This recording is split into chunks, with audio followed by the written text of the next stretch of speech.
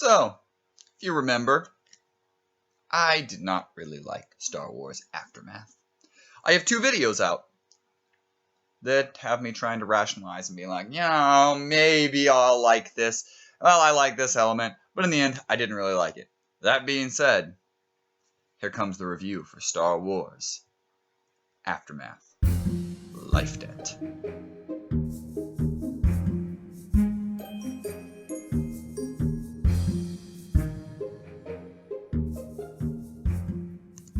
Greetings, I am Darth Shawn, and we're going to review Aftermath Life Debt by Chuck Wendig. The thing that about the original Aftermath, it came out with all the hype and everything that had to be, it was the first novel post Return of the Jedi. It had to expectations that couldn't be lived up to. Everyone wanted it to be the Thrawn trilogy, the Timothy Zahn novels, and follow Luke and Leia and Han on all these adventures. Well, that wasn't going to happen. As we've now seen The Force Awakens, we know that wasn't going to happen. They had plans for a lot of the way they want to tell those stories. So it had a tough job to give us information that we wanted, plus set up new characters. And while I think there are a lot of flaws and there are problems with Aftermath, and it's my least favorite new canon novel, I have gained an appreciation from it thanks to one of my favorite novels, Aftermath Life Debt.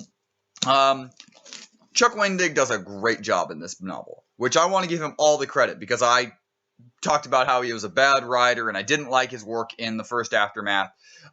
So if I'm going to talk bad about him in the first one and then love this one, I got to tell you how great he did this. He really channels a lot of his inner Timothy Zahn in this. A lot of what Zahn did great in the Thrawn trilogies and stuff that we got after in the old expanded universe, he does a lot of that in this book. I still am not a huge fan of always with the dialogue. I think it's a little cheesy at times, it's a little off. There's some bad lines. But as a whole, it really, really works. The characters that he set up in the first one all grow and go great directions this way. There's just a lot of amazing information. And we really get... And the thing that Aftermath, the first novel, was missing was just that overarching villainous presence. Yeah, we had Ray Sloane, who was fantastic. Is still one of the best characters in the new canon. Probably my favorite character in the new canon. Is just how well she's been done in multiple novels, but she wasn't that overarching evil empire force that we had kind of grown accustomed to into the expanded universe, and obviously in a lot of the other novels, just wasn't there. Well, the empire is in full force still here, and there's a manipulative and dark character, the likes that we haven't seen in the new canon. Dare I say Thrawn-esque, but also very, very different. And that is something that we really get, is a villain. A true villain in Gallius Rax. And that is the character that just...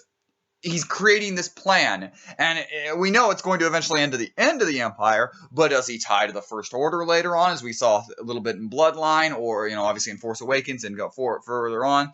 What... Is he going to continue on, or is he just going to be a character in Aftermath? That's still to be determined in the third book. But that's, I think, what drove this book to its best strength, was that there was a villain, and it felt like they were fighting truly something that was on a galactic scale. Not necessarily, end of the world sort of thing, or end of the universe sort of thing that sometimes Star Wars, the movies, have been, but definitely a feeling of a galactic scale, which was lost in Aftermath, because so much of it took place on one planet.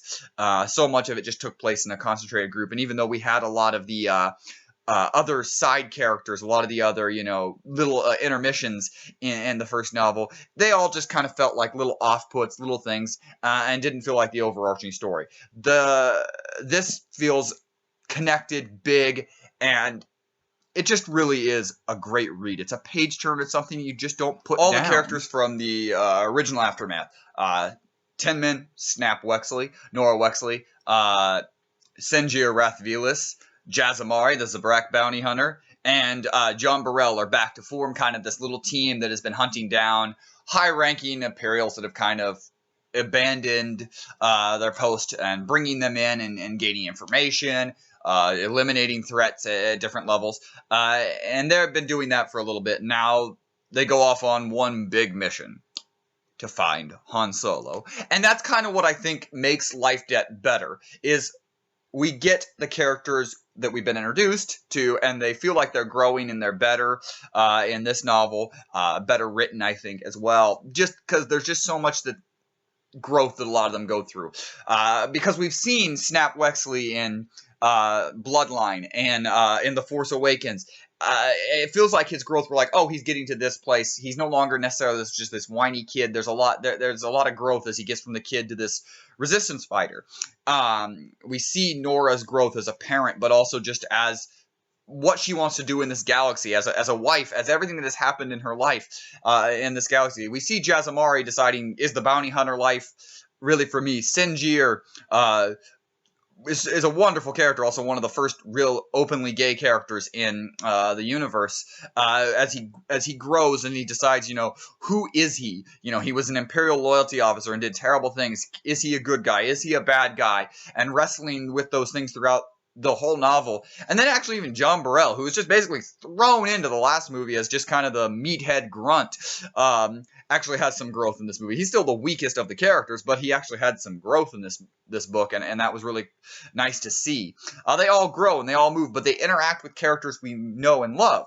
Han Solo, Princess Leia, Mon Mothma, Admiral Akbar, Chewbacca, and it moves forward, and we get these characters that we know and love from the original trilogy, from just the movies in general, and we get to see what they're doing, but we also are interacting with our new characters. And I feel like that blend that Wendig does in this novel works so much better than it did in the original Aftermath. And I think giving us characters like Han Solo and Princess Leia consistently helped that, and allowed us to be like, oh, we're in this universe, we're in this galaxy, this is what's happening. And as these characters, like as Nora Wexley interacts with Princess Leia, she, we can put her kind of like, oh, she's growing this way because we see how Princess Leia is going and the direction she's having.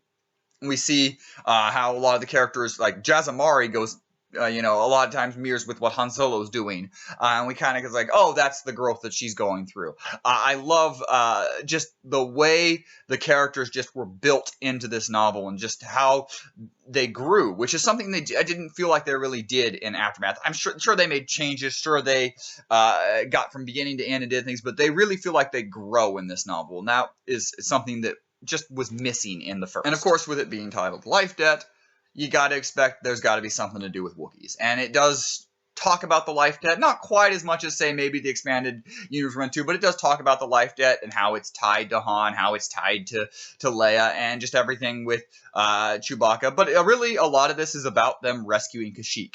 Whole sections about rescuing Kashyyyk.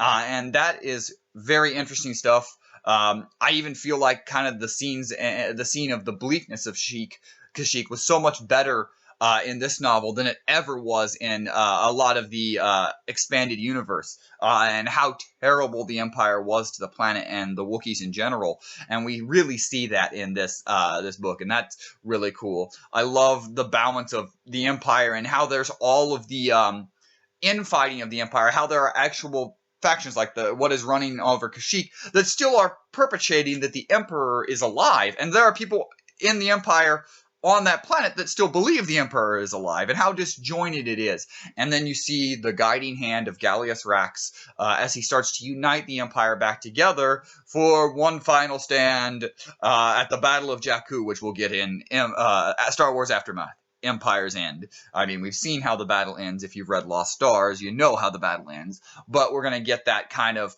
all tied together in the end of the Empire as we know it, and move towards the rise of the First Order as we saw in Bloodline. And I feel like all of that tied together really well in this novel, and I'm super excited for Empire's End. If you asked me a couple months ago, well, Empire's End is coming out at the beginning of 2017, I'd be like, well, I'll read it, I have to read it, it's what I do. But now I'm like, that's the book I'm waiting for. I mean, obviously, there's a couple other books. There's Thrawn. There's, Timothy Zahn coming back. I'm really excited for that. There's the Rogue One novels. But truly, Empire's End is the one that I'm looking forward to the most. And so, Chuck Wendig, thumbs up. In the end, I loved this novel. I could not put it down. I could not stop it.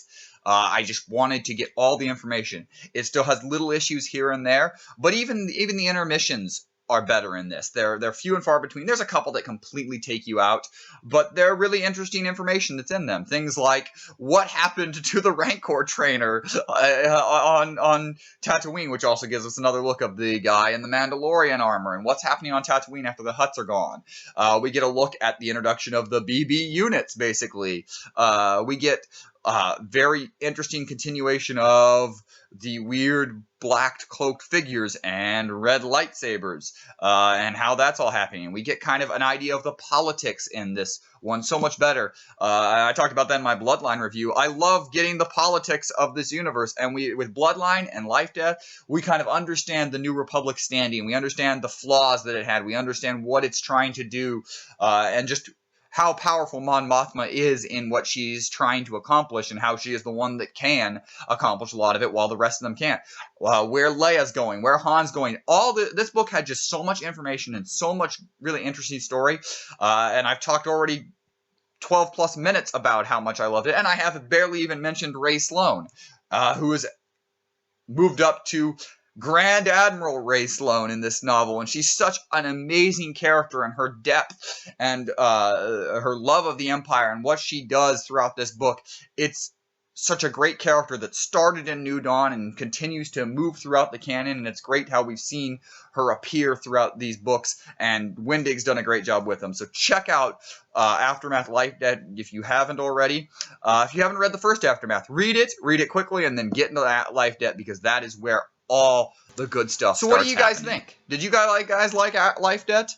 Let me know in the comments below. What do you think is going to happen in Empire's End? I'm really interested to see how they tie up the Empire's End. What remnants of the Empire survive? Will we get to much of maybe the First Order's rise or the early start of the First Order in it?